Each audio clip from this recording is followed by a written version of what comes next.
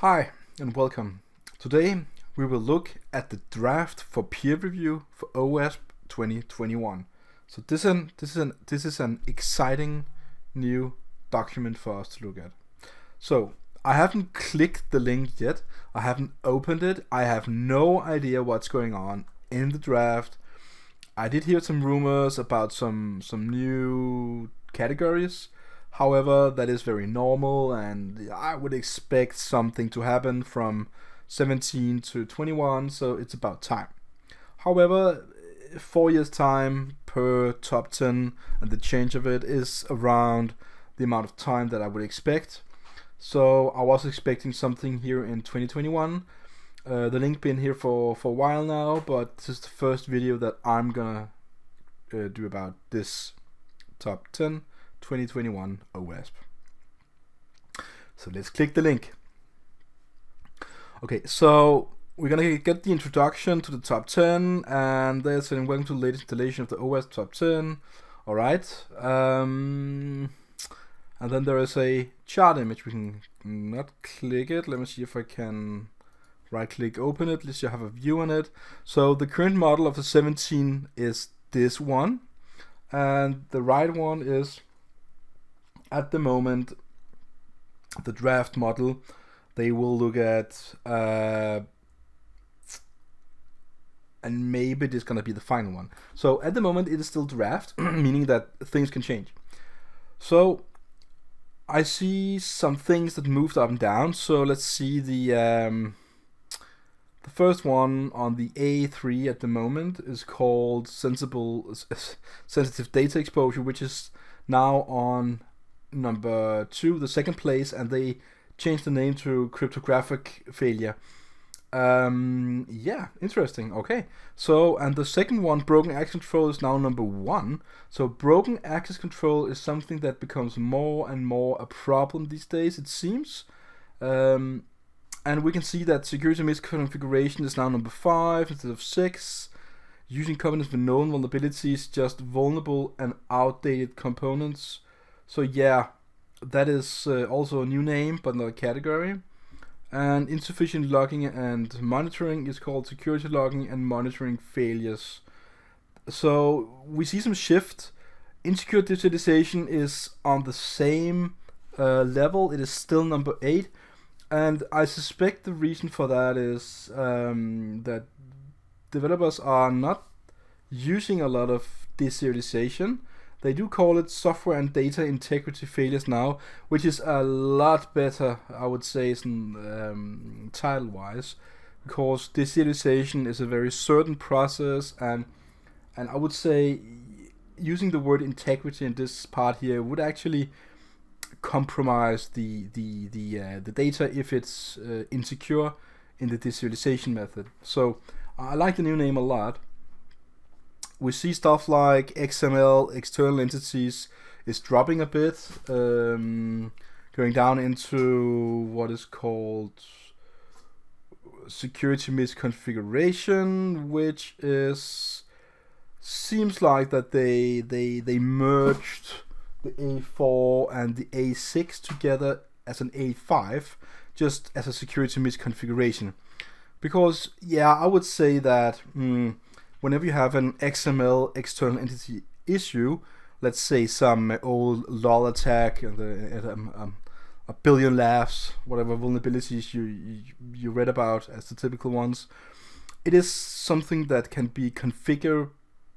You can configure yourself out of. So I would say yeah, I totally understand that. So just looking at the overall list, we have a new one here called insecure design. We have a new one called software and data integrity failures, and a new one here called server-side request forgery, SSRF. So that's the 3 new categories. Then we have some other ones that just been renamed, which doesn't mean that they're new. They've just been renamed and may not contain the same content as before. So let's have a look at the text from the website. Alright, so They do talk about, let's see, the A1 broken access control. I think that is more or less the same as the one that we're used to. They say it moves up in the 5th position. 94% of all applications were tested, and there are 34 common weakness enumeration mapped to broken access control, and had more occurrences in the application than any other category. Alright, so if you don't know what the CVE are, it's common weakness enumeration. I think maybe if we're lucky, we can get, oh, it's to the left, sorry. So on the left side, we can click the first one, A1 broken access control, and just access. I think it's gonna be the overall list of mapped CVEs. Very good. So that should be around 34 of them here. A common weakness enumeration is basically, well, let's just call it the bigger brother of Owasp for now, but there's a website called CVE. Let me just show it to it. CVE,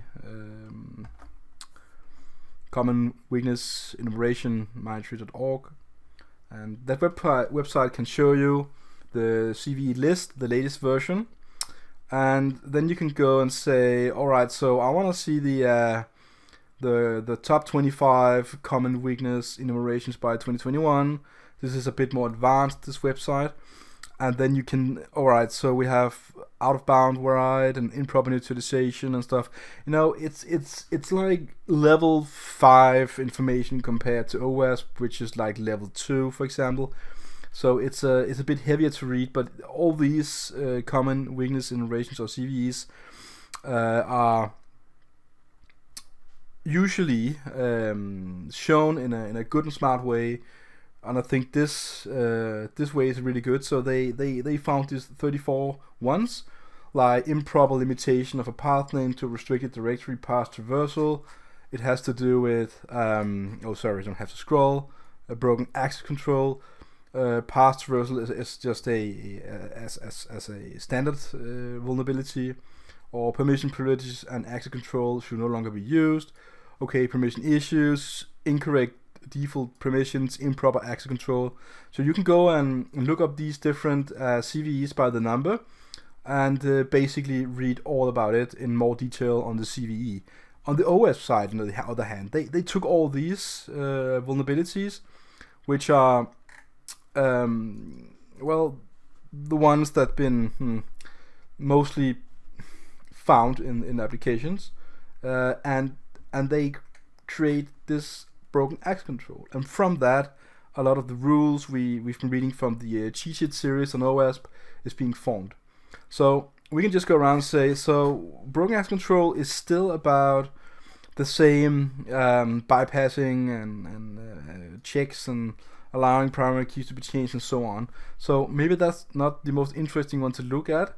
I want to say let's have a look at the what was the new one again? I just forget it. Let's see. It's insecure design. So let's pick A4 insecure design.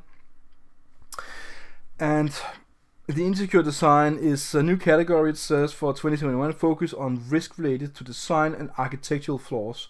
Oh, that is really good.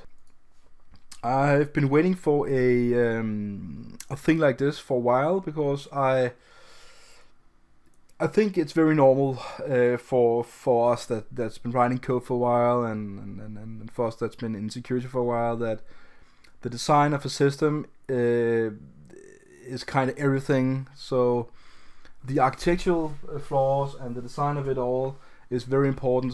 So it says, with a call for more use of threat modeling, secure design patterns, and reference architecture, notable CVEs include CV209, generation of error messages containing sensitive information, and so on.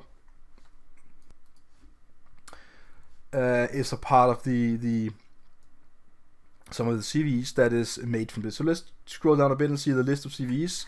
Now there's quite a lot of them, and the bottom one is improper use of validation framework, improper restriction of rendered UI layers for frames, or business logic errors, insufficient compartmentalization, trusting HTTP permission methods on the server side, and so on. So this is looking really good. That they are mapping different vulnerabilities for insecure design. So they gave us different kind of example attack scenarios again, which is really nice. So the first one is a credential recovery workflow might include questions or answers, which is prohibited by NIST 863B, by Owasp ASVS, and the Owasp Top 10. Questions and answers cannot be trusted by evidence of identity, as more than one person can know the answers, which is why they're prohibited. Such codes should be removed and replaced with a more secure design. Yeah, and that is, yeah, this is the common sense I guess they use. Some websites still use these kind of credential recovery workflow questions and answers and stuff like that, and I would say it's a really bad idea to implement stuff like that. So that is actually a part of what is called insecure design. So what's going to be the other new category we could look at is called software and data integrity failures. It's going to be the A8. And it's a new category for 2021, focused on making assumptions related to software updates, critical data, continuous integration, deployment, pipelines without verifying integrity. Okay. One of the highest weighted impacts from CVEs, CVSS and data, notable CVEs included. So it's deserialization stuff, inclusion of functionality from untrusted control sphere, that's bad, download of code without integrity check. So let's go down and have a look at the list of CVEs. There's not a lot of them, but it's serious enough. Insufficient verification of data authenticity, that is a really bad one. Untrusted search path, yeah. Inclusion of web functionality from untrusted source. So many things can lead to data integrity failures, which is listed from this list of CVEs. There's a scenario here, attack scenario. It says, number 2, update without signing. Many home routers, set-top boxes, device firmware, and others do not verify updates via signed firmware. Unsigned firmware is growing. It is a growing target for attackers and is expected to only get worse. This is a major concern, as many times there is no mechanism to remediate other than to fix in a future version and wait for previous versions to age out. Yeah. And I suggest that you go ahead and read all these kind of things here. At the moment, this is just a draft, so there is no guidelines to how to use this. There's a how to prevent, let's say, ensure that the unsigned and unencrypted serialized data is not sent to untrusted client without some sort of integrity check or digital signature to detect tampering or replay of the serialized data. The different kind of things, of course, you could do, but as you're probably used to at the moment, if you go to owasp.org, just to show what I'm talking about, projects, Owasp, and then you pick, like, say, injection, then you get this fine chart here. Not chart, but overview of is the application vulnerable, how to prevent, references, really good, right? And maybe some code or some attack examples. That, of course, is not ready yet. So let's take a look at the last new category. It is called server-side request forgery, SSRF. This is a new term we're going to get used to. So this category is added from the industry survey. The data shows a relatively low incidence rate with above average testing coverage and above average exploit and impact potential ratings. As new entries are likely to be a single or small cluster of CVs for attention awareness, the hope is that they are subject to focus and can be rolled into a larger category in a future edition. Let's see the list of mapped CVEs. 1. Okay, so this is serious enough. So they said, yeah, well, it's gonna be A10, and then we're gonna go with this. So let's actually, there are some references here already of server-side request forgery. So let's take an example attack scenario. Alright, so let's take one. Port scan internal servers. If the network architecture is unsegmented, attackers can map out internal networks and determine if ports are open or closed on internal servers from connection results or elapsed time to connect or reject SSRF payload connections. Yeah, well, that is true. Scenario 2, sensitive data exposure. Attackers can access local files such as or internal services to gain sensible information. Yeah, okay, so this is a new one. It's going to be very interesting. I suggest that we probably look at this a bit more. Go to the SS server-side request forgery prevention cheat sheet. It's a long sentence to say. So let's see what we get. We do get some cases again and some examples and talking about the application layer. Yeah, would be expected.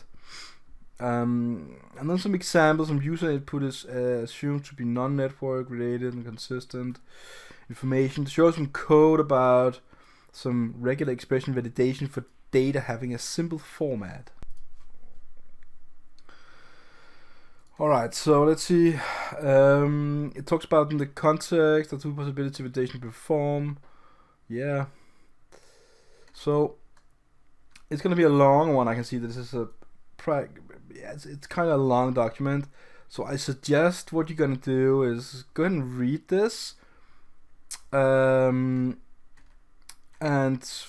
find yourself the point in understanding through the text, some examples, and maybe even go and, well, look at some videos. In the future, I'm gonna create some videos about these new, let's just go back to the first page. I'm gonna create a video in the future about the new list with the different kind of categories. But for now, the current top 10 for Owasp is the 2017.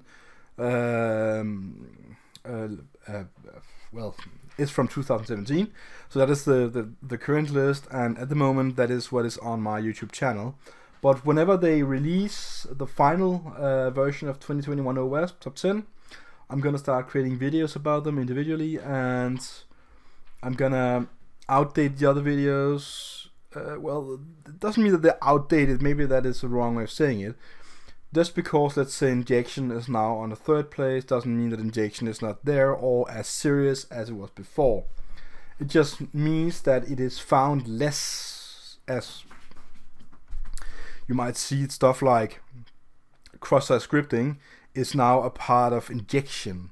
So I would say that is, why not, of course. It is some sort of injection, so they kind of merge some old categories. So it doesn't mean that just because something moved down does not remove its seriousness. It is still as bad to have injection flaws or SQL injection or cross-site script injection, whatever we're going to call it now, on your website. So I would say let's see whenever they decide to put this out, and I don't see any information just on the top of my head, but I'm pretty sure that somewhere on the webpage there's a date. If you're gonna go look for it, please write it in the comment below. I'm gonna put it in my text for the video. But for now, I think just reviewing this is making me very excited, and I kind of agree with most of the things they did, the renaming and some of the categories. So I hope you liked this video, and if you did so, please leave a comment below, like the video, and subscribe if you wish to. I hope to see you again in the future. Bye.